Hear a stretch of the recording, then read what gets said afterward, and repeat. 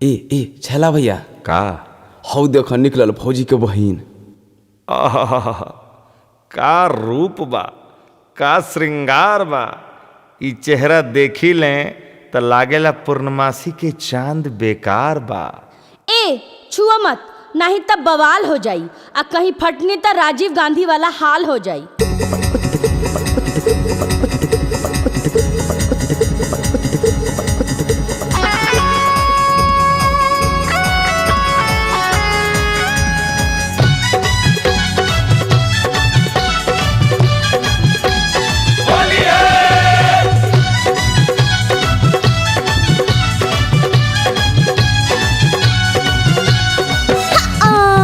अरे तो के कुछ हो रहा है का? आवा ना दवाई दी। चल हट फंटूस कहीं का। हमारा से हटे ले भैया में सटे ले, हाय हमारा से हटे ले भैया में सटे ले। बड़ी अजबे ई आइटम हिया। तो के बहुत दबावे के शौक बा। एकदम हे भौजी बम हिया, बहिन तोर बम हिया। हे भौजी बम हिया, बहिन तोर बम हिया।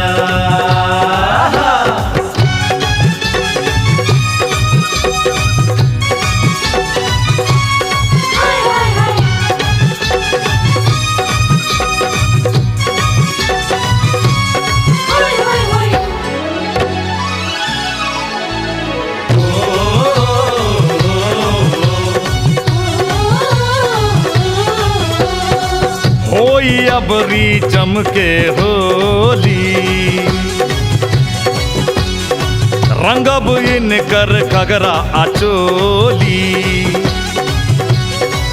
हाँ होई अबरी चमके होली, रंगब इनकर घगरा आचोली।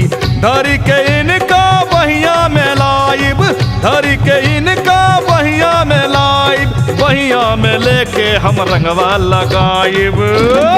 अरे तो हर अरमान रंगावा से हड़ के ले, डाला लापा भड़ के ले।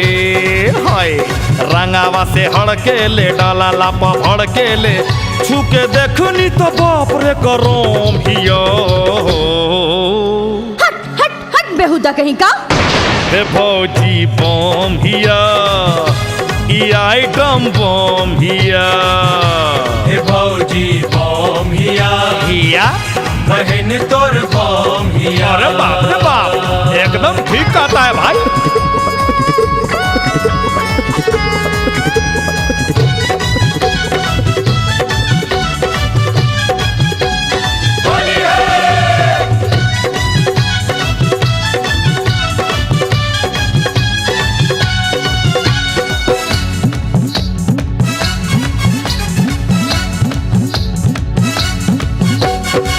गोर बदन आज होई गुलाबी, छोड़ब नाही इनका ए भाभी।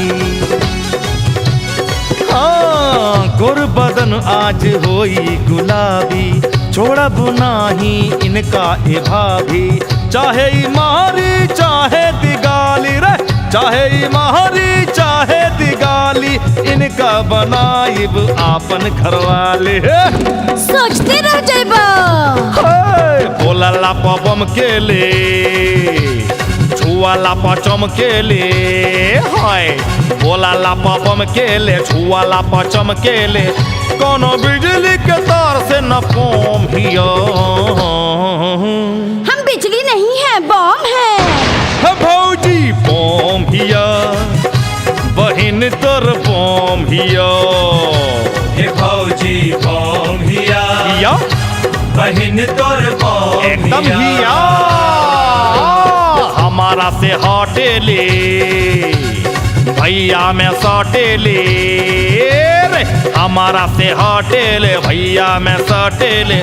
बड़ी अजबे ई आइटम हिया। क्या बोला रे, क्या बोला रे? आइटम। हे भौजी बम हिया, ई आइटम बम हिया।